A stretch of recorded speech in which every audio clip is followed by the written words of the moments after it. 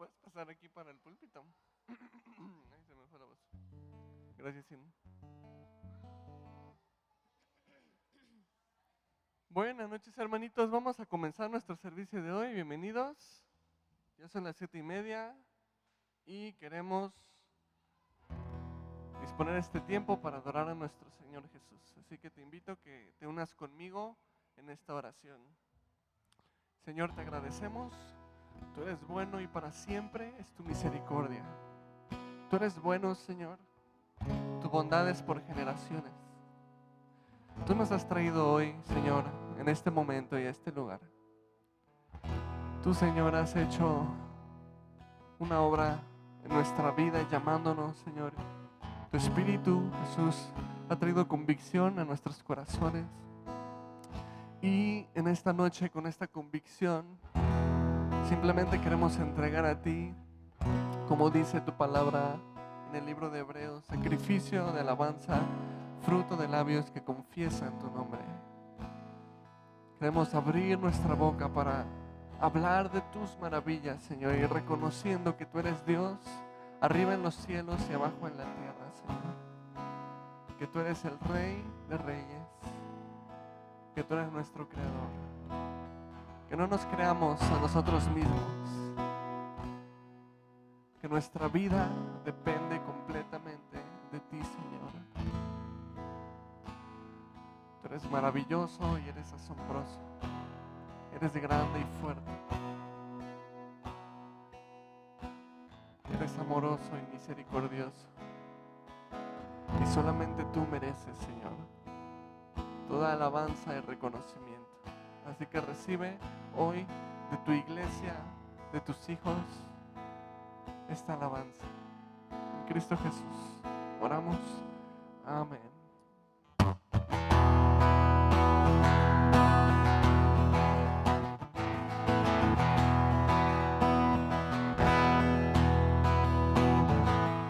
Estoy convencido, me decidí a esperar en ti, Señor,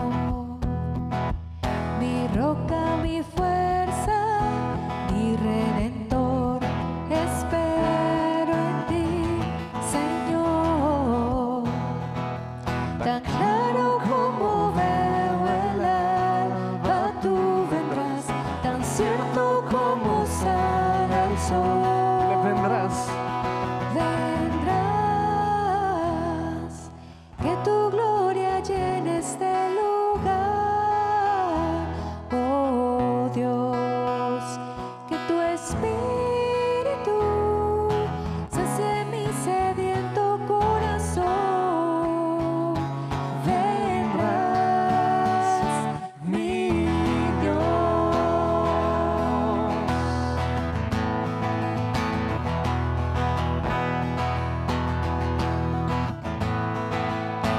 No me preocupo, no me moverá, espero en ti, Señor. Libertador, triunfo y verdad, espero en ti, Señor. Tan cierto como tu palabra, Dios, vendrás, tan cierto como sale el sol, vendrás, que tu gloria llene este lugar, oh Dios, que tu espíritu sacie mi sediento corazón, vendrás, mi Dios.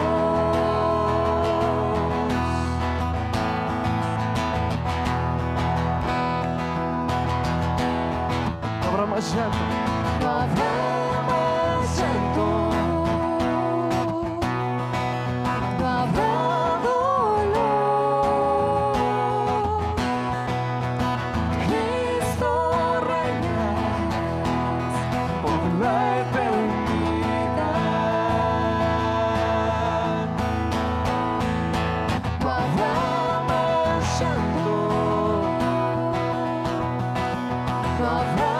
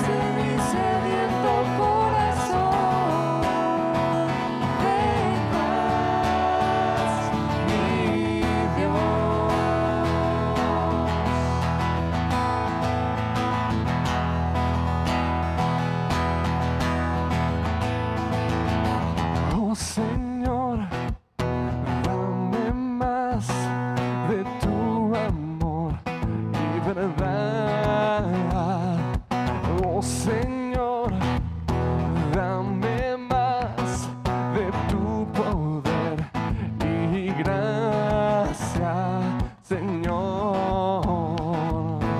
Leo, Señor, dame más. Oh Señor, dame más de tu amor y verdad.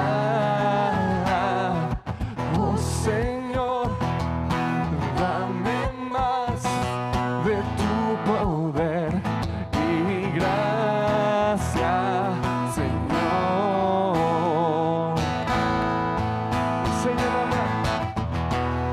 Enséñame a amar, enséñame a ser como tú. Dame tu corazón. Enséñame a amar, enséñame a ser como tú. Dame tu corazón, Señor. Oh Señor, dame más de tu amor y verdad. Oh Señor, sí, dame más de tu poder y gracia, Señor.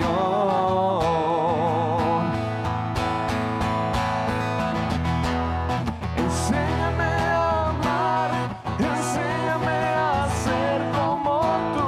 Dame tu corazón. Enséñame a amar, enséñame a ser como tú. Dame tu corazón. Enséñame a amar, enséñame a ser como tú. Dame tu corazón. Enséñame a amar, enséñame a ser como tú. Dame tu corazón, Señor. Una vez más, dile, enséñame a amar. Enséñame a amar, enséñame a ser como tú. Dame tu corazón. Enséñame a amar, enséñame a ser como tú. Dame tu corazón. Enséñame a amar, enséñame a ser como tú. Dame tu corazón. Enséñame a amar, enséñame a ser como tú. Dame tu corazón, Señor.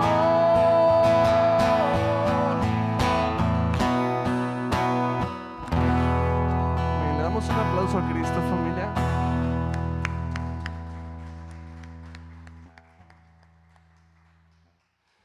Y realmente esta es nuestra oración, Jesús.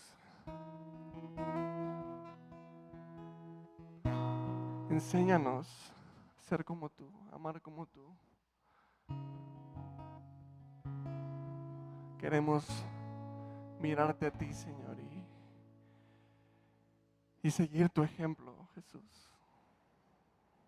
Queremos mirar tu cruz, mirar esa preciosa muestra de tu amor y ser empapados de ti, Jesús. Y hemos estado viendo, Dios, vez tras vez, este versículo durante este mes, que tu amor se muestra para con nosotros en que siendo aún pecadores, Cristo murió por nosotros. Y queremos, Señor, conocer más esa cruz y su significado y cómo puede transformarnos, Señor.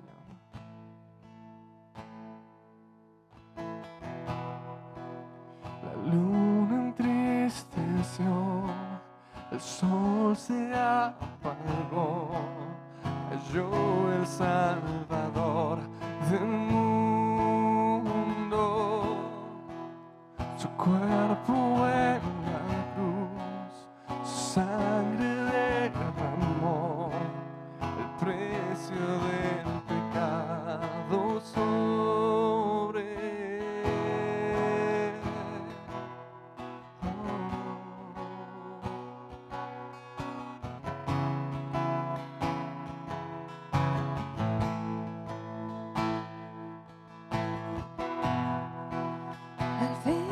suspiró, el cielo lo ignoró, el Hijo descendió en tinieblas, la guerra en el Seol, la muerte derrotó, el infierno fue al fin vencido.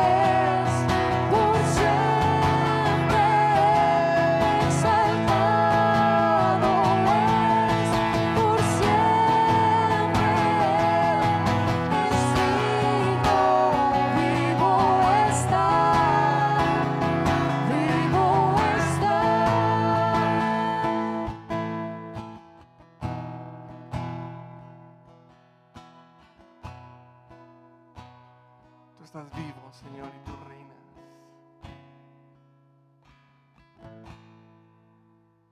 Y cantamos aleluya a ti, Señor, y gloria al Cordero que venció la muerte.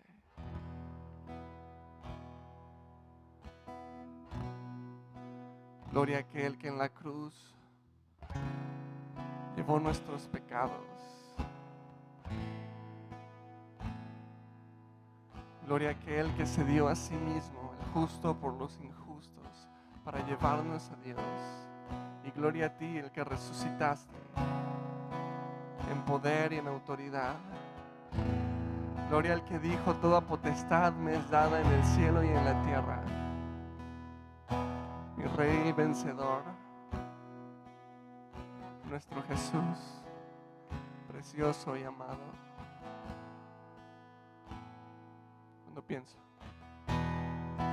Cuando pienso en tu amor y en tu fidelidad, no puedo hacer más que postrarme y adorar. Cuando pienso en cómo he sido y hasta dónde me has traído, me asombro de ti.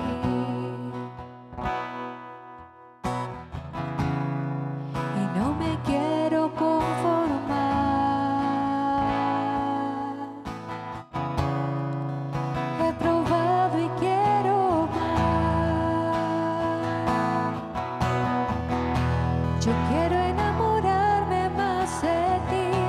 Enséñame a amarte y a vivir conforme a tu justicia y tu verdad. Con mi vida quiero adorar, con todo lo que tengo y lo que soy, todo lo que he sido te lo doy.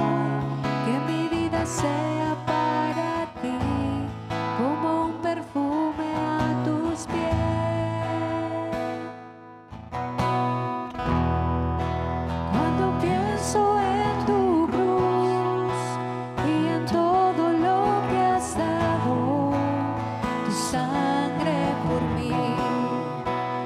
Llevar mi pecado, cuando pienso en tu mano, hasta aquí hemos llegado por tu fidelidad.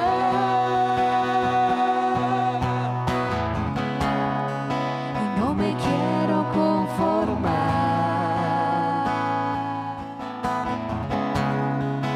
He probado y quiero más.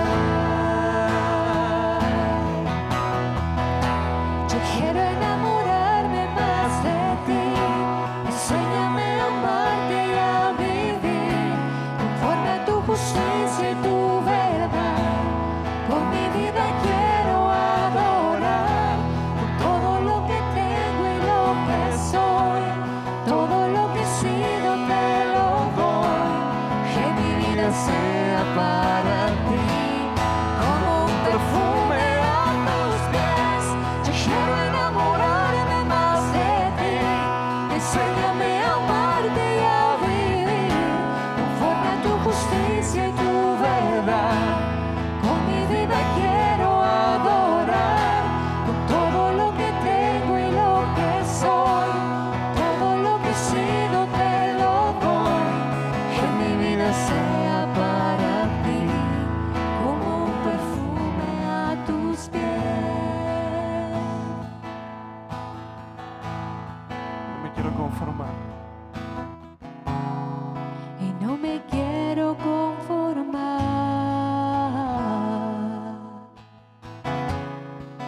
He probado y quiero más. No me quiero conformar.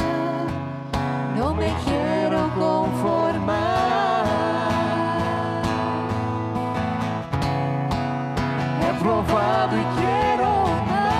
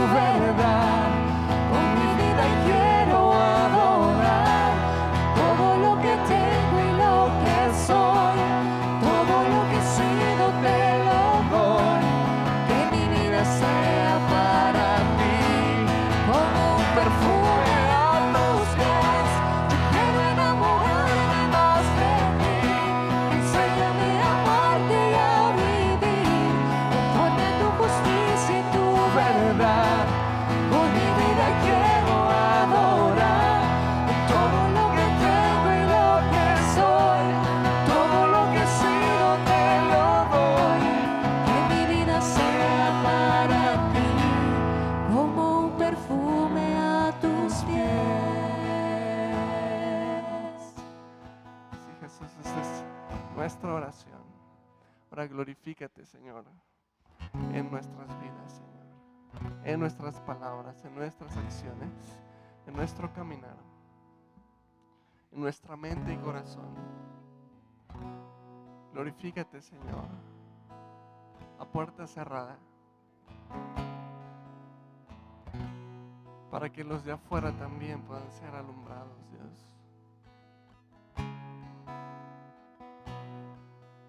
Y ahora usa tu palabra, Señor, para hablar a nuestros corazones. Ahora abre nuestros corazones y nuestro entendimiento.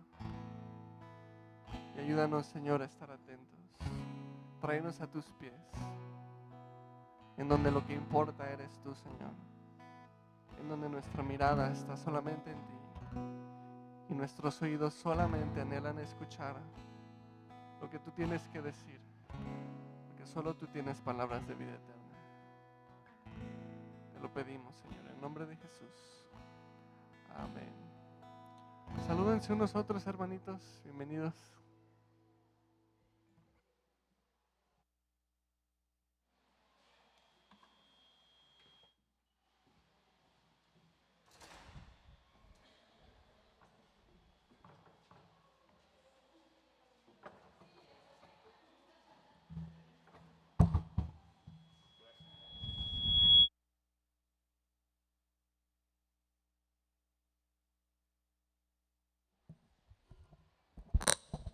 Sí. Muy bien, bienvenidos. ¿Cómo están, hermanitos? ¿Están bien? ¿Sí? ¿Qué tal el calor? Está bueno, ¿no? Pues acompáñame a Segunda de Crónicas. Vamos a ver hoy el capítulo 6 y 7.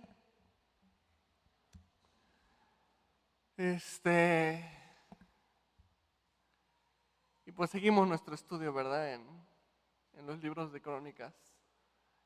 Estos libros que son escritos realmente por un autor desconocido, aunque las tradiciones digan algo, pues en realidad no sabemos quién escribe estos libros de Crónicas, pero sabemos que se escriben al pueblo de Israel saliendo del exilio de Babilonia, para que ellos recuerden cuál es su identidad, quién es su Dios, y por qué ellos pueden regresar a ser una nación.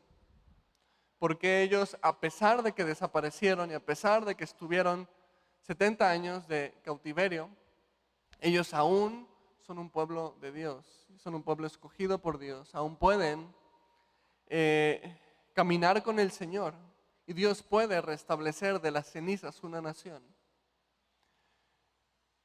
Y hablando de este tema y del contexto del libro que es la importancia de que ellos recuerden quién es su Dios y quiénes son ellos en su Dios, el capítulo 6 y 7 es muy importante, porque vamos a ver cómo Salomón termina la construcción del templo en Jerusalén, ese templo que David quiso construir, pero Dios le dijo, no, tú no me vas a construir un templo, pero le dio una promesa, yo te voy a construir a ti una casa y voy a afirmar tu trono para siempre. Y es una promesa de Jesús, ¿no? Para el rey David, y como Jesús, siendo el descendiente de David que va a reinar eternamente, el trono de David. Entonces, pero Salomón sí construye el templo.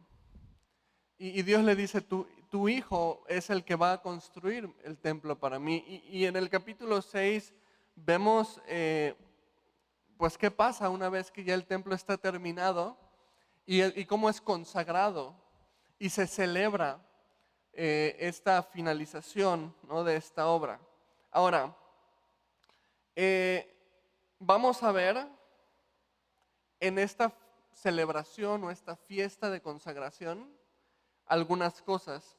Número 1, vamos a ver lo que representa el templo para el pueblo y tiene un significado muy importante. También vamos a ver no solamente la importancia de que el templo haya sido construido, sino que el templo haya sido aceptado por Dios. Porque el templo pudo haber sido construido y Dios pudo haberlo no aceptado y decir, quédense con su templo, yo no quiero nada. Pero entonces es importante que no solamente se construye, sino que Dios lo acepta.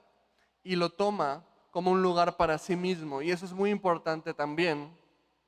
¿Y a dónde nos va a llevar a todo esto? A entender lo que la Biblia dice acerca de nosotros como el templo del Espíritu Santo.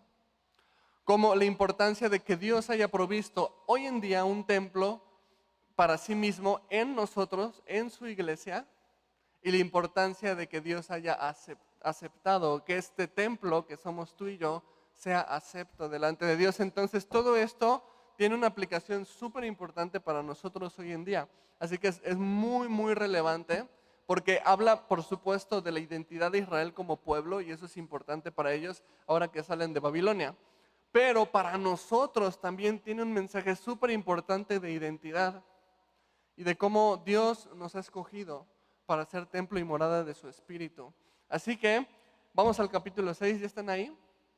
Déjame orar, Señor. Nos acercamos a tu palabra y tú, Jesús, tienes palabras de vida eterna y tu palabra es vida y es verdad, Señor. Y te damos gracias, Señor, porque tu palabra que es viva y eficaz el día de hoy va a hablar algo a nuestro corazón y va a penetrar hasta partir el alma, las coyunturas y los tuétanos y discernir los pensamientos y las intenciones de nuestro corazón. Ten tu camino abierto, Señor, hacia nosotros. Haz tu voluntad y habla, Señor, lo que en tu corazón está, que nosotros escuchemos. Te lo pedimos en nombre de Jesús. Amén. Capítulo 6, verso 1 y 2 dice así: Entonces dijo Salomón, Jehová ha dicho que él habitará en la oscuridad. Ahora, eso es interesante, ahorita vamos a hablar acerca de eso. Yo pues he edificado una casa de morada para ti y una habitación en que mores para siempre. Ahora, esta idea es, a lo mejor para ti y para mí, se oye raro. Decir, Jehová ha dicho que él habitará en oscuridad. Espérame, pero es que 1 de Juan dice, Dios es luz y no hay tinieblas en él. Entonces, a lo mejor este concepto puede ser un poco choqueante. Como Dios dijo en el Antiguo Testamento que él iba a habitar en oscuridad, pero esto tiene una representación muy importante que nos ayuda a entender el momento en el que está el Antiguo Testamento, que es Dios queriendo estar con el hombre, pero el hombre incapaz de llegar a Dios. Entonces tiene que haber un velo y por eso es la importancia de que hubiera un templo. Pero es esta idea de que Dios tenía que habitar en oscuridad, la vemos desde que Dios da los 10 mandamientos a Moisés en el monte Sinaí. Y vamos a ver un par de citas. Éxodo 20:21 dice, entonces el pueblo estuvo a lo lejos y Moisés se acercó a la oscuridad. Interesante, ¿no? A la oscuridad en la cual estaba Dios. Deuteronomio también es el relato del Sinaí. Dice, estas palabras habló Jehová a toda vuestra congregación en el monte, de en medio del fuego, de la nube, y fíjate de qué, y de la oscuridad, a gran voz, y no añadió más. Entonces esta idea es la idea de Dios teniendo que esconder su rostro por el bienestar del hombre, porque el hombre no puede llegar a él, porque el hombre siendo inmundo, siendo pecador, siendo sucio, y Dios siendo santo, perfecto, sublime, por amor al hombre, porque esto no es una señal de rechazo. Dios ama al hombre, pero Dios por amor al hombre tiene que ocultar su rostro del hombre en oscuridad para que el hombre no muera en su presencia. Entonces este concepto es separación. Dios nos ama, Dios nos escogió, Dios quiere estar con nosotros, pero somos incapaces de estar delante de nuestro Dios. Ahora, eso se oye muy triste y la realidad es que así lo era. Así lo era, pero esa era la forma en la que ellos tenían que relacionarse con Dios, digamos, en medio de esa oscuridad. La imagen de este Dios que no puede habitar directamente con el hombre, sino que tiene que haber una barrera de por medio, una oscuridad de por medio en el que Dios oculte su rostro. Por eso la necesidad de un templo. ¿Por qué? Porque Dios, su anhelo es estar con ellos, pero no puede estar libremente con ellos. Entonces la necesidad de un templo es entonces un templo en medio de la ciudad en donde Dios puede habitar, y el hombre sabe que Dios puede habitar ahí en medio de ellos, pero con esa barrera. Y entonces vemos en el lugar santísimo la división con el velo, ¿no? que separan la presencia de Dios de los hombres. Esa es la importancia y la necesidad de un templo. Queremos que Dios esté con nosotros, pero no podemos estar directamente con Dios. Entonces el templo funge como ese lugar de oscuridad, ¿no? Del lugar santísimo. Y si tú ves luego las descripciones del lugar santísimo, realmente era un lugar oscuro. Era un lugar oscuro porque la única luz que había dentro del tabernáculo, que era el candelero, estaba en el lugar santo, a las afueras del lugar santo. Entonces el lugar santísimo era un lugar muy oscuro y esa es la imagen. Dios escondiendo su rostro por amor al hombre. Ahora eso tiene un mensaje muy importante en la historia de redención. Porque entonces vemos la consecuencia del pecado, que el pecado es la separación de Dios. Por eso dice el libro de Romanos, porque la paga del pecado es muerte, ¿no? Y entonces hay una separación, Romanos 3:23, por cuanto todos pecaron, están destituidos de la gloria de Dios. Entonces esta es la imagen. Por eso Salomón dice, Dios ha dicho que habitará en oscuridad, no por malicia, no por rechazo, sino porque todavía es tiempo en el Antiguo Testamento de esa separación, cosa que desaparece en la cruz. Cuando Jesús muere en la cruz, el velo se rasga por la mitad de arriba hacia abajo, indicando presencia abierta para todos. Es diferente. Pero aquí en el Antiguo Testamento no lo era así. Ahora, si avanzamos al verso 18, vamos a ver que si bien este templo fungía como ese medio para que Dios habite en medio del pueblo, Salomón también logra, vamos a decir, acertadamente reconocer que el templo, aunque es necesario y es útil, estaba lejos de ser una morada perfecta para Dios. El templo es temporal. Y Salomón alcanza a ver eso, aún con lo glorioso que le salió el templo, ¿no? Y a lo mejor uno cuando está muy orgulloso de algo que construyó, dice, no, qué bien que quedó, no, me va a durar un chorro. Salomón, Dios le da la sabiduría para entender, esto va a ser temporal, ¿eh?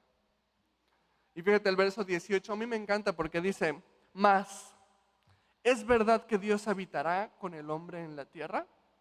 He aquí los cielos y los cielos de los cielos no te pueden contener, cuanto menos esta casa que he edificado. Y entonces a mí me encanta esto porque termina el templo y todo el pueblo, ya está el templo, pero como que Salomón le dice, pero espérense, sí nos quedó precioso el templo, pero realmente esto es suficiente, es capaz, es digno de contener la presencia de Dios, y como que pone ahí un precedente que es muy importante. Este templo es útil ahora, pero no es permanente. Y siente el precedente de la necesidad de un mejor templo. Y eso es muy importante. Sienta el precedente de la necesidad de un mejor templo. Ahora, ¿cuál es ese mejor templo? 1 Corintios 3:16 dice, ¿no sabéis que sois templo de Dios y que el Espíritu de Dios mora en vosotros? Maravilloso, a mí me encanta esto, porque entonces qué precioso era el templo de Salomón, pero aún indigno, y aún la necesidad de un mejor templo. Y a lo mejor tú dices, ¿cómo yo puedo ser un mejor templo? Pues ¿qué? ¿No me conoce Dios o qué? ¿No conoce lo pecador que soy, lo chismoso que soy, lo mañoso? No sé. ¿Cómo es posible que ese mejor templo que era necesario resulte ser yo, como morada del Espíritu Santo? Vamos a llegar a eso, pero quédate con ese pensamiento, porque vamos a llegar a eso un poco más adelante. Ahora, si bien el templo de Salomón era temporal, no era perfecto, sí tenía beneficios muy importantes, hablando espiritualmente, para el templo, y una utilidad muy relevante para el templo. Si vemos la siguiente diapositiva, por favor, y vamos a ir viendo aquí en lo que resta del capítulo, estas 8 cosas, 8 beneficios espirituales que le proveía el templo al pueblo. El número 1 es que les proveía de un lugar de donde Dios les oía. Fíjate, versículo 20 y 21. Dice, y sigue Salomón hablando, que tus ojos estén abiertos sobre esta casa de día y de noche, sobre el lugar del cual dijiste, mi nombre estará allí, que oigas la oración con que tu siervo ora en este lugar. Ahora eso, que oigas, ¿no? Y eso es muy importante. Entonces es un lugar de donde Dios nos oye. 21, asimismo que oigas el ruego de tu siervo nuevamente, ¿no? Y de tu pueblo Israel cuando en este lugar hicieren oración, que tú oirás desde los cielos, tercera vez que se repite, que tú oirás desde los cielos, desde el lugar de tu morada, que oigas, cuarta vez que se repite oír, y que perdones. Entonces, ¿cuál es el anhelo del pueblo y lo que les provee el templo al pueblo? Una conciencia o una certeza, una fe de que tienen un lugar de donde Dios les va a oír. Ahora eso es algo muy importante porque tú y yo tenemos esta certeza hoy en día en nuestro templo. Nuestro templo, el templo del Espíritu, nosotros, su iglesia, tú y yo, somos un lugar también de donde Dios oye. Y a mí me encanta cuando Jesús le dice a la mujer samaritana este conflicto que había entre judíos y samaritanos y decía ella, no, pues es que los judíos dicen que se tiene que orar en Jerusalén, pero nosotros decimos que se tiene que orar en este monte. Y Jesús le dice, a ver, va a llegar el día en el que ni en el templo ni en el monte se va a adorar a Dios, sino que Dios busca adoradores que en espíritu y en verdad le adoren. Entonces, y esto es ahora.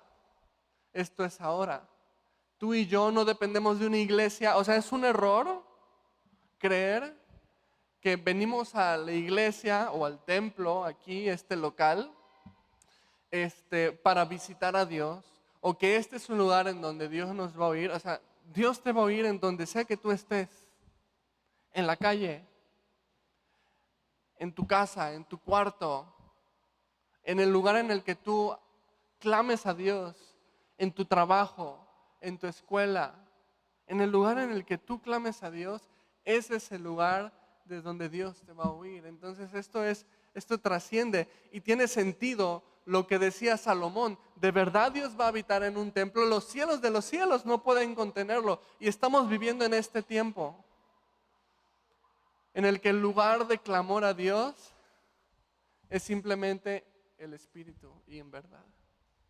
Eso es precioso. Qué glorioso templo ha hecho Dios hoy en día en su iglesia. Su iglesia como personas, no como lugar, como personas. Sus hijos tienen derecho de pedir y Jesús dijo, pide y se te dará. Llama y se te abrirá, ¿no? Entonces, ahora el segundo beneficio espiritual que traía el templo al pueblo era la impartición de justicia. Y vemos estos versículos 22 y 23. Dice, si alguno pecare contra su prójimo y se le exigiere juramento y viniera a jurar ante tu altar en esta casa, tú oirás desde los cielos y actuarás y juzgarás a tus siervos dando la paga al impío, haciendo recaer su proceder sobre su cabeza y justificando al justo al darle conforme a su justicia. Y entonces vemos que el templo de Dios proveía al pueblo un lugar en donde ellos buscaban a Dios en cuestiones que necesitaban ser juzgadas, en cuestiones de injusticia, y buscar la dirección de Dios. Y en Levítico hay una serie de leyes acerca de eso, que no vamos a ver, sería muy largo, pero hay una serie de leyes en las que venían con el sacerdote y estos dos, que uno decía una cosa y otro decía otra, y entonces vamos a buscar a Dios, y había un ritual, y entonces era impartición de justicia. Ahora nosotros, el día de hoy, siendo templo y morada del Espíritu Santo, también podemos orar y pedir a Dios por justicia. Pero tenemos que tomar en cuenta esto, que si pedimos a Dios justicia, es porque nosotros estamos renunciando a hacer justicia por nuestra propia mano. ¿Entiendes esto? Eso es muy importante, porque o Dios es justo o yo soy justo, no hay de otra. O Dios es juez o yo soy juez. Y si yo creo que Dios me oye porque me ha hecho el templo de su Espíritu, entonces yo creo que Dios va a poner las cosas en su lugar, en su tiempo y en su momento, y a su manera y no a la mía. Y entonces yo renuncio a la venganza.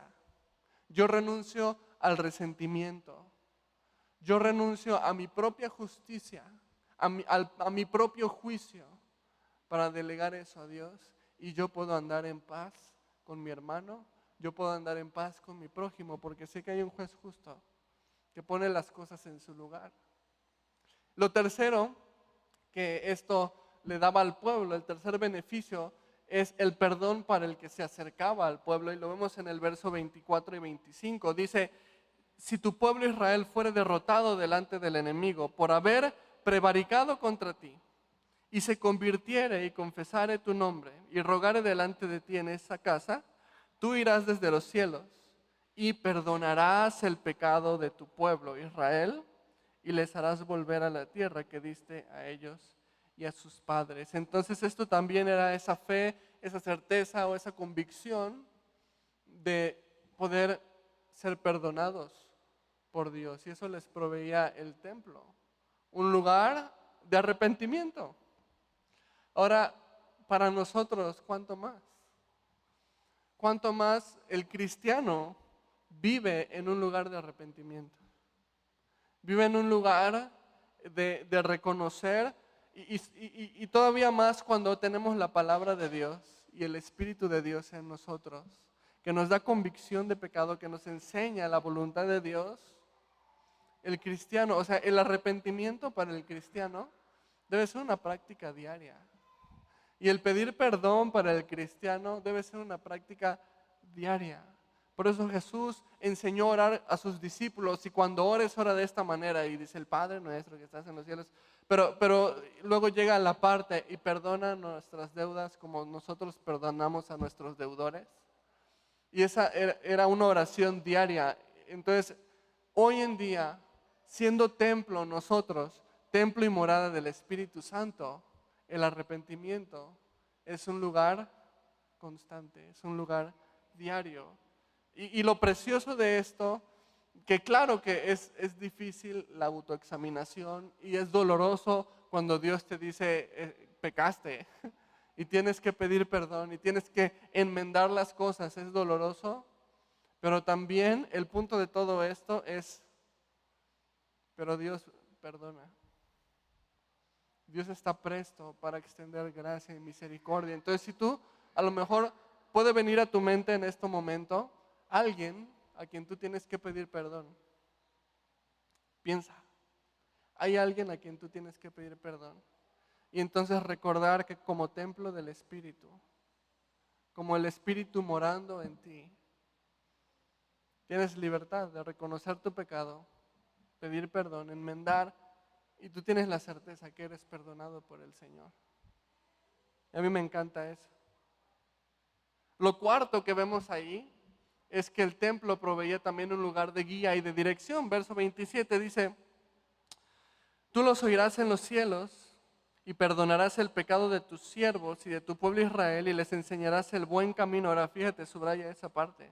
Les enseñarás el buen camino para que anden en él, y darás lluvia sobre tu tierra que diste por heredad a tu pueblo. Entonces, el templo también les proveía no solamente ese perdón cuando pecaban, sino ahora el camino de regreso. ¿Y cuánto más nosotros? Esa guía y esa dirección está en Cristo Jesús. Cuando Felipe le dijo: muéstranos el camino al Padre, y Jesús le dice: a ver, Felipe, ¿qué rollo? ¿Cuánto tiempo has estado conmigo y no conoces el camino al Padre? ¿Y qué le dijo? Juan 14:6. Yo soy el camino y la verdad y la vida, y nadie viene al Padre si no es por mí. Entonces tú y yo conocemos el camino, y el camino es a través de Jesús. Y como templo y morada del Espíritu Santo, esa guía, esa dirección se encuentra en Cristo, se encuentra en el Señor Jesús. Número 5, provisión.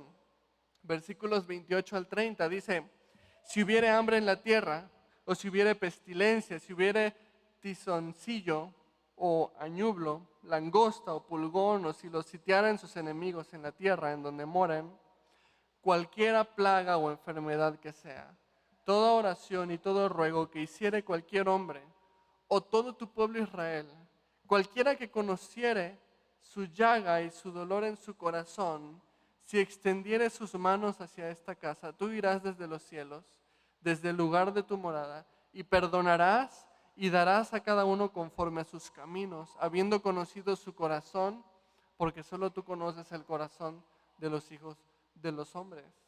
Entonces, ellos se iban a topar y se toparon con estas cosas: hambre, pestilencia, plagas, cosas que mermaban, pegaban en su provisión y eran llamadas de atención de Dios para ellos.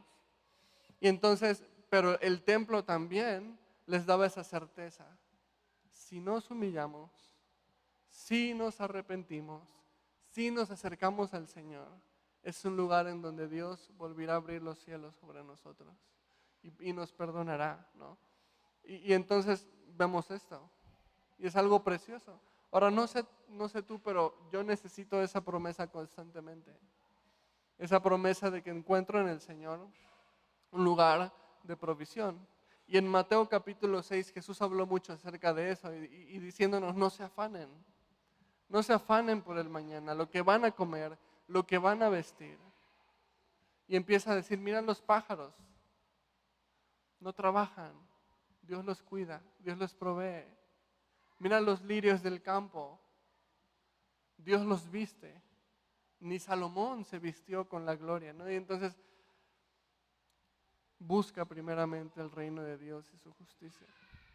Y todas estas cosas, provisión, van a ser añadidas. Número 6, gracia para el extranjero. Versículos 32 al 33 dice: y también al extranjero que no fuere de tu pueblo Israel, que hubiere venido de lejanas tierras a causa de tu gran nombre, y de tu mano poderosa y de tu brazo extendido, si viniere y orare hacia esta casa, tú oirás desde los cielos. Ahora, ¿ya te diste cuenta cuántas veces se repite la palabra oír? O sea, es increíble. Hay un mensaje en el capítulo en general muy fuerte. 33, tú oirás desde los cielos, desde el lugar de tu morada, y harás conforme a todas las cosas por las cuales hubiera clamado a ti el extranjero, para que todos los pueblos de la tierra conozcan tu nombre. Eso es maravilloso, ¿eh? Como que los judíos a estos versículos como que se hacían ciegos, como que no existen. Pero aquí están, o sea, el deseo del corazón de Dios, que todos los pueblos de la tierra conozcan tu nombre y te teman, así como tu pueblo Israel, y sepan que tu nombre es invocado sobre esta casa que yo he edificado. Entonces esta casa era un lugar también de luz para las naciones. Era un lugar de alumbramiento, era un lugar en el que el extranjero podía acercarse a Dios y encontrar perdón y conocer al Dios verdadero, cuyo nombre es invocado en ese templo. Ahora, nosotros como templo de Dios, y hablamos de esto el domingo, si te acuerdas, como Jesús dijo: nosotros somos una ciudad sobre un monte y no se puede esconder. Esa también era la función del templo. Y de hecho Jerusalén era una ciudad sobre un monte, ¿verdad? Y su templo no se podía esconder. De la misma manera nosotros, como templo del Señor. Qué gloriosa oportunidad de ser un lugar al que las personas que no conocen del Señor puedan acercarse y puedan ser alumbrados al Evangelio de Cristo. Número 7, era un lugar también de amparo, de protección. Lo vemos en los versos 34 y 35. Dice: si tu pueblo saliere a la guerra contra sus enemigos por el camino que tú les enviares, y oraren a ti hacia esta ciudad que tú elegiste, hacia la casa que he edificado a tu nombre, tú oirás desde los cielos su oración y su ruego, y ampararás su causa. Y entonces el templo también les daba a ellos esa convicción, esa conciencia del amparo y de la protección de Dios. Ahora, tú tienes que saber, como templo del Espíritu Santo, como hijo de Dios, que cuentas y vives en el amparo de Dios. El Señor es tu Dios. No temas lo que te pueda hacer el hombre. No temas las situaciones inciertas. no temas las pruebas, no temas las tribulaciones. Porque a mí me encanta ese versículo 34, que habla que oraren a ti hacia esta ciudad que tú elegiste. Y hay un énfasis, que tú elegiste. Dios te eligió. Dios te eligió para ser su templo. Dios te eligió para que su espíritu more en ti. Y te eligió no como programa de comedia para divertirse o como experimento para ver que no, te eligió para ser su hijo, para ser el templo de su espíritu. Entonces el cristiano vive o debe vivir con una conciencia y una certeza, una seguridad del amparo de Dios, de la protección de Dios. Y número 8, un lugar de restauración. Y les daba esta conciencia. Fíjate, versículo 36 al 39 dice, si pecaren contra ti, y me encanta ese paréntesis que se abre, pues no hay hombre que no peque, o sea, por si te quedaba la duda, y te enojares contra ellos y los entregares delante de sus enemigos, para que los tomaren, los lleven cautivos a tierra de enemigos, lejos o cerca, y ellos volvieren en sí en la tierra donde fueron llevados cautivos, si se convirtieren y oraren a ti en la tierra de su cautividad, y dijeren, pecamos, hemos hecho inicuamente, impíamente hemos hecho. Si se convirtieren a ti de todo su corazón y de toda su alma en la tierra de su cautividad, donde los hubieren llevado cautivos, y oraren hacia la tierra que tú diste a sus padres, hacia la ciudad que tú elegiste, hacia la casa que he edificado a tu nombre, tú oirás desde los cielos otra vez, tú oirás desde los cielos, desde el lugar de tu morada, su oración y su ruego, y ampararás su causa y perdonarás a tu pueblo que pecó contra ti. Y qué maravilloso es esto, porque otra vez regresamos al contexto del libro. Este libro fue escrito para que el pueblo que acaba de salir de Babilonia entienda su identidad, entienda que Dios todavía tiene un plan para ellos. Y a mí me encanta esta parte porque hay un énfasis en cautividad. Y es muy claro, diciendo, si desde el lugar de tu cautividad tú clamaras a Dios. ¿Qué le está diciendo el autor, quien quiera que sea el autor de Crónicas? ¿Qué le está diciendo el autor al pueblo recién salido de la cautividad? Todavía puedes clamar a tu Dios.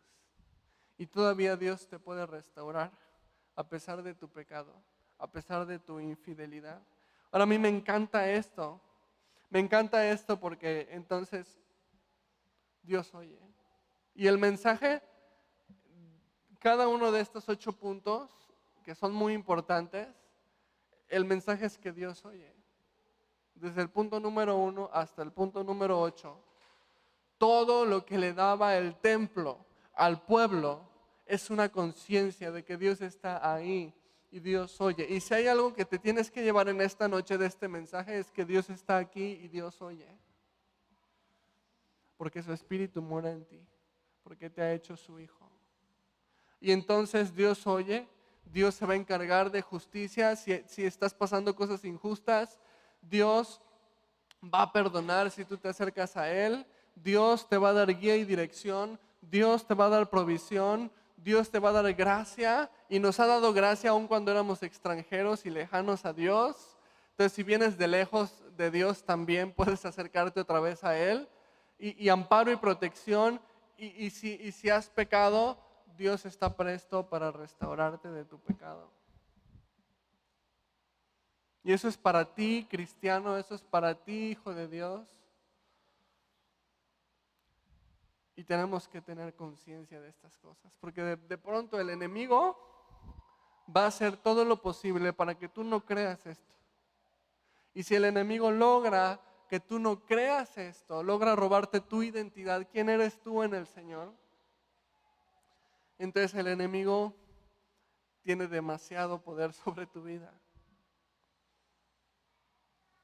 Pero el mensaje es, Dios oye y Dios está cerca. Ahora, estas bendiciones son enormes. Lo que recibía el pueblo al tener este templo terminado era enorme. Entonces nos preguntamos, ¿cómo es que no era entonces un templo permanente? O sea, todo eso se ve muy bien. ¿Cómo es que el templo de Salomón no iba a ser permanente? Bueno, todas estas bendiciones que recibieron ellos con el templo venían con una gran desventaja. ¿Y cuál era esa desventaja? La necesidad de mediadores imperfectos, los sacerdotes. ¿Cuántas veces el pueblo no pereció por sacerdotes impíos, ¿no?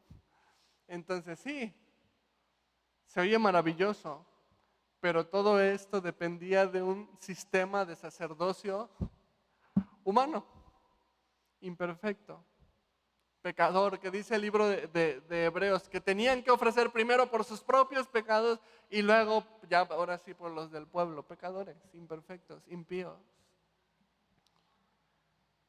Pero hoy en día, tú y yo, siendo templo y morada del Espíritu, nuestro único mediador es un mediador perfecto, que se llama Jesucristo. Gracias a Dios. Todas estas bendiciones ya no dependen de la fidelidad de un hombre o de un sistema de hombres. Todas estas promesas dependen de la fidelidad de uno, que es el más fiel y verdadero que existe, que es Jesús. Entonces, si para el pueblo esto era bueno, para el cristiano hoy es todavía mejor. Por eso Hebreos 4:16 dice: acerquémonos pues confiadamente al trono de la gracia, para alcanzar misericordia y hallar gracia para el oportuno socorro. Si tú hoy te acercas al trono de la gracia, gracia es lo que vas a encontrar. Porque ninguna de esas bendiciones depende de la fidelidad de hombres. Todas esas bendiciones, ni siquiera de la tuya. Todas esas bendiciones dependen de la fidelidad de nuestro mediador Jesucristo. Nuestro sumo sacerdote, gran sumo sacerdote para siempre. Pasamos al capítulo 7. Y entonces, en el capítulo 6 vimos el discurso, ¿no?, de Salomón y de lo que el templo representaba para el pueblo. Ahora el capítulo 7 vamos a ver la celebración y la consagración del templo. Versículo 1 dice: cuando Salomón acabó de orar, descendió fuego de los cielos y consumió el holocausto y las víctimas, y la gloria de Jehová llenó la casa. Ahora, de aquí hasta el versículo 9 no vamos a leer, pero te resumo que es la celebración y la consagración del templo, que duró 7 días.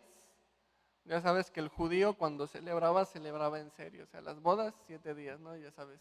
Y la consagración del templo, ¿por qué no? También 7 días. ¿Cómo le hacían? ¿Cómo sacaban energía? No sé, pero esas eran sus celebraciones. Y hubo un gran gozo. ¿Por qué? Te decía en la introducción del mensaje, no solamente es importante que el templo se había construido, sino más importante es que Dios lo había aceptado.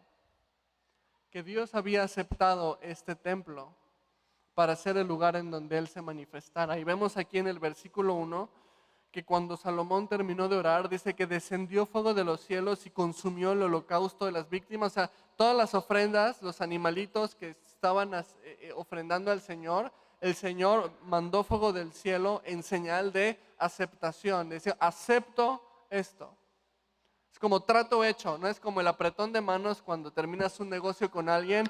Es así, ok, trato hecho. Eso fue el trato hecho del Señor. Consumir las ofrendas del pueblo. Y entonces es gran gozo. O sea, Dios realmente aceptó esto. Dios realmente aceptó ser nuestro Dios, morar en medio de nosotros, habitar en este templo, y que este templo sea un lugar para todo lo que vimos ya en la otra diapositiva, ¿no? Un lugar de restauración, un lugar de provisión, un lugar de perdón, Dios aceptó este trato con nosotros, es celebración. Ahora, a pesar de eso, seguimos teniendo ese Dios que dice Salomón, ha dicho que habita en oscuridad. Dios ha aceptado este trato, pero ha aceptado este trato Él desde allá adentro y nosotros desde acá afuera. Aún así fue un gran gozo, Aún así fue un gran gozo. Pero cuánto mayor es nuestro gozo hoy en día. Porque así como el fuego descendió del cielo y consumió los holocaustos y las ofrendas que ofrecieron en ese día, reconociendo que Dios aceptaba esto, cuánto más nosotros, cuando se levantó la ofrenda por nuestro pecado, ¿en dónde? En una cruz. Jesús muriendo por nuestros pecados, recibiendo nuestro juicio, recibiendo nuestra ira, sacrificio acepto ante Dios. O sea, si el trato hecho con Salomón y el templo y así, acepto esto, fue motivo de gozo, ¿cuánto más el trato que Dios aceptó en la cruz cuando aceptó la ofrenda de Jesús por nosotros, rompiendo el velo por la mitad, diciendo, acepto el trato, mi hijo murió por sus pecados, mi hijo cargó sus maldades y yo estoy abierto para que todo el que quiera acercarse a mí, ya no con un velo, ya no yo adentro y ustedes afuera, sino vengan y entren y acérquense al trono de la gracia. Y Jesús fue sacrificio acepto. ¿Cuánto mayor no es nuestro gozo? Nuestro gozo es muchísimo mayor. Porque a través de la ofrenda acepta que fue Jesús en la cruz, nosotros también somos aceptos. Dice el libro de Efesios capítulo 1, aceptos en el amado. Entonces a mí me encanta esto, porque entonces como templo del Espíritu, Dios nos ha hecho aceptos a Él por medio de la ofrenda de Jesucristo.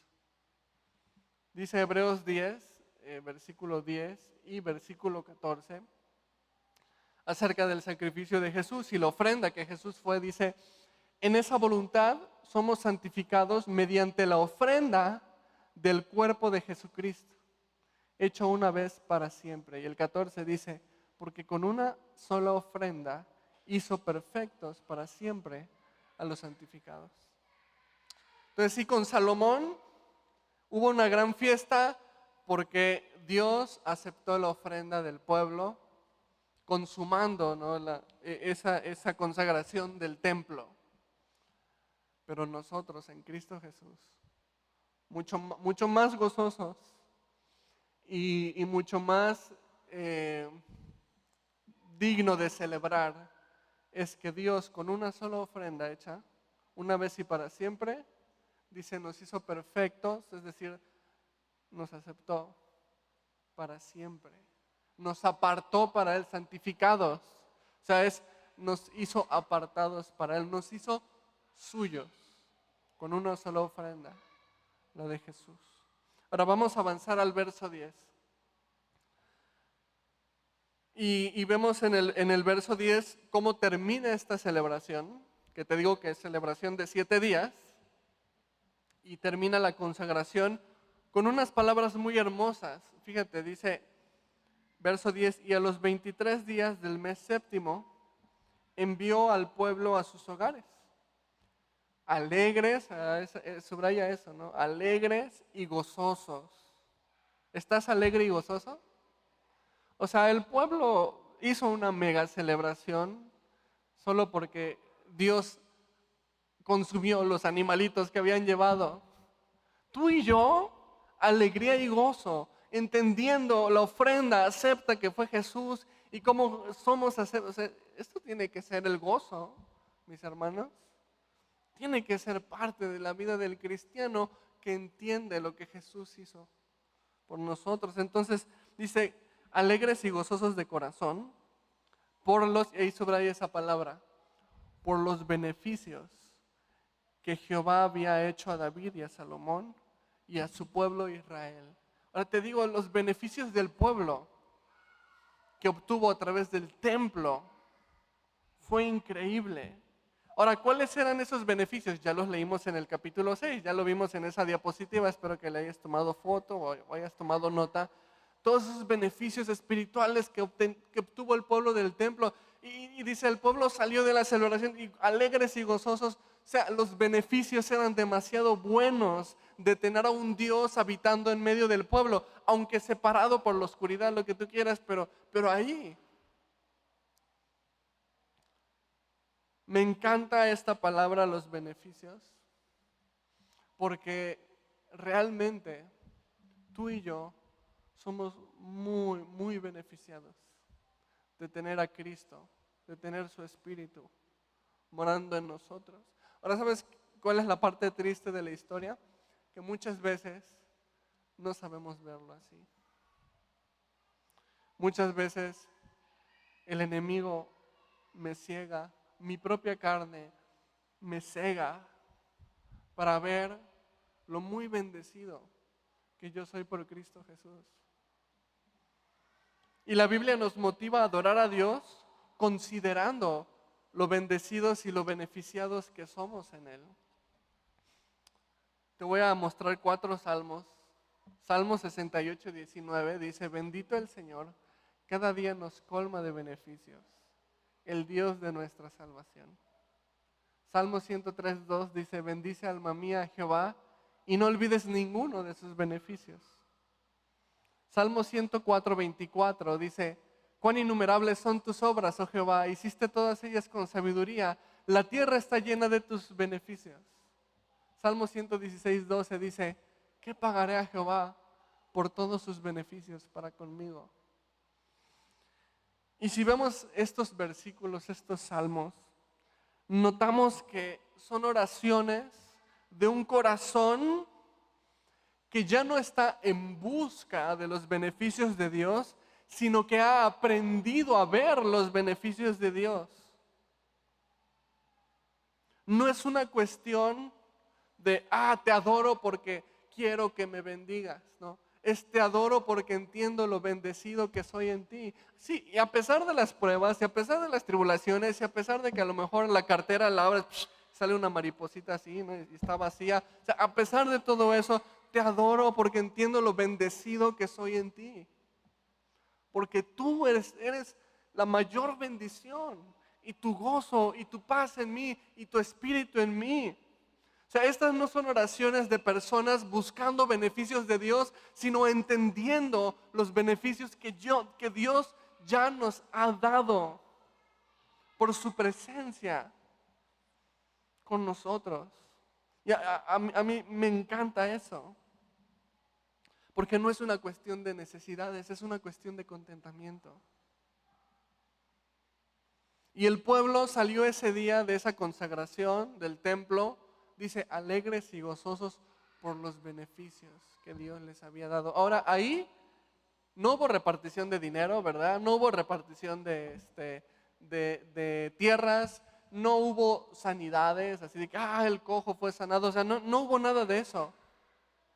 Hubo un entendimiento de lo bendecidos que eran por tener la presencia de Dios cerca de ellos. Esos eran sus beneficios. ¿Entiendes tú el beneficio que es tener el Espíritu de Dios morando en ti? Dios cerca de nosotros. Es una cuestión de contentamiento, de gozo en el Señor, de alegría en el Señor. ¿Y de dónde viene este contentamiento y este gozo? ¿De dónde proviene esta plenitud en simplemente la presencia de Dios y quien Dios se ha manifestado a mi vida? ¿Por qué a veces me cuesta tanto trabajo comprender lo muy bendecido que soy? O sea, el hecho de que digamos somos muy beneficiados por la presencia de Dios en nuestras vidas, No estamos descartando que lleguen enfermedades a nuestra vida, no estamos descartando que haya problemas económicos, no estamos descartando que haya situaciones que nos lastiman, pero aún así podemos encontrar en Jesús gozo y alegría. Me encanta la epístola de Pedro y ya dentro de poco vamos a llegar a Pedro en los domingos. Ya vamos Hebreos, Santiago y ya vamos las últimas, no las de Juan, las de Pedro. Pero hay un término que dice gozo inefable. Gozo que no depende, o sea, es inefable, es inexplicable, pero también nadie lo puede quitar de ti. Ni las circunstancias, ni las enfermedades, ni las personas, ni lo que pueda suceder o lo que haya sucedido. O sea, gozo inefable. ¿De dónde proviene eso? Quiero terminar viendo 2 versículos de este capítulo 7. Primero el versículo 12. Dice: y apareció Jehová a Salomón de noche y le dijo: yo he, ¿qué dice? Oído otra vez. ¿Cuántas veces? De verdad, ponte a circular en estos capítulos cuántas veces se repite la palabra oír, oído, oirás. O sea, es increíble. Yo he oído tu oración. Ahora, subraya lo que dice a continuación. Y he elegido para mí este lugar por casa de sacrificio. He elegido para mí el templo.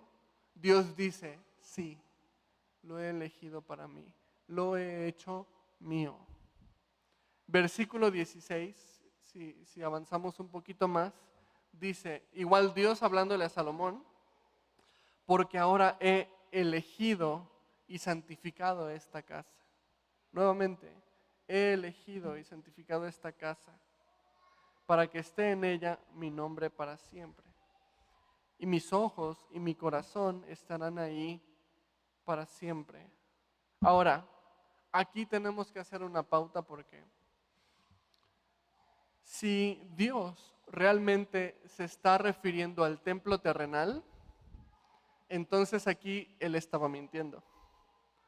Porque este templo en unos años va a ser destruido y va a desaparecer. Y sin embargo Dios dice, yo lo he elegido por casa, ¿no? Para siempre. Entonces el templo no iba a ser para siempre. Entonces aquí es donde tenemos que hacer una pauta y decir, entonces, ¿de qué templo y de qué casa está hablándole Dios a Salomón aquí? ¿Cuál es ese templo que dice en el versículo 12, le eligió como su casa? Y en el 16 vuelve a decir, lo elegí como mi casa y lo santifiqué como mi casa. Y la única respuesta es la que tú ya sabes, tú y yo. Dios nos llama a nosotros mismos su casa, su hogar. Ahora, románticamente, has visto en películas así, de esas que les gusta ver a tu esposa seguramente, y que tú por amor a ella ves, ¿no? Y de repente hay un punto en el que así románticamente es que tú eres mi hogar, ¿no? Ah, qué romántico, ¿no? Bueno, vamos a permitirnos ser un poco románticos aquí. No creo que Dios esté peleado con eso. Porque Él le ha dicho, tú eres mi casa y tú eres mi hogar. Él nos eligió como es. Efesios 1:5, y con este versículo quiero cerrar el estudio de hoy. Efesios 1:5 está hablando de las bendiciones de Dios y es un capítulo, si quieres luego leer el Efesios 1, es un capítulo que tiene mucho que ver con todo lo que hemos visto aquí, ¿eh? Pero el versículo 5 dice, en amor, habiéndonos predestinado, ¿qué es predestinado?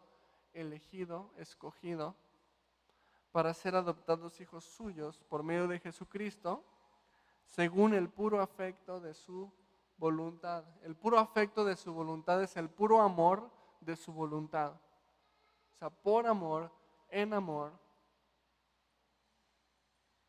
Entonces, si llevamos todo esto a una conclusión, vemos que Dios escogió el templo de Salomón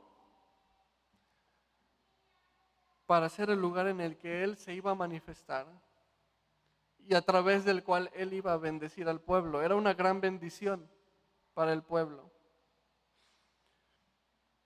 Pero entonces tenemos que mirar a nosotros hoy en día y decir, hoy Dios nos ha escogido a nosotros como su templo. Y Dios desea manifestarse en nosotros. Y Dios desea bendecirnos a nosotros. Pero bendecirnos, primeramente entendiendo nosotros lo bendecidos que ya somos por tenerlo en nuestra vida. Acuérdate de los salmos que leímos. No están pidiendo bendiciones o beneficios de Dios. Están adorando a Dios por lo que Dios ya ha dado. Pero entonces debemos entender que la idea del templo para Dios, como lo leímos en estos últimos versículos del capítulo, la idea del templo para Dios era la idea de una casa. Era la idea de una habitación para Dios y con Dios. Y entonces todos los beneficios que le traía Dios al pueblo por medio del templo era por eso, porque era una habitación para Dios en medio del pueblo. Y eso los bendecía de gran manera. Ahora tú y yo somos una habitación para Dios. Así lo ha dicho el Señor. Entonces, ¿de dónde proviene gozo inefable a pesar de las pruebas? ¿De dónde proviene paz que sobrepasa todo entendimiento? ¿De dónde proviene toda bendición espiritual? De entender e identificarnos a nosotros mismos como ese lugar de habitación del Señor y de hecho habitar con Él. Y de hecho vivir con Él. De hecho caminar con Él. No por lo que Dios pueda bendecirnos, sino porque ya somos grandemente bendecidos por la presencia de Dios en nuestra vida. Este es un regalo que Dios ha hecho en nosotros. Nos ha hecho la morada del Espíritu. Entonces, llévate esto. Quédate con esto. Dios te ha escogido a ti porque quiere habitar contigo y porque quiere morar contigo. Y solamente vas a descubrir qué tan bendecido eres cuando empieces a habitar con el Señor. Oramos. Y Señor, gracias por tu palabra. Ciertamente no somos dignos, pero no nos escogiste porque fuéramos dignos de cualquier forma, sino por tu gracia. Y hoy ser tu templo, ser el lugar que tú llamas casa y hogar, donde tú has depositado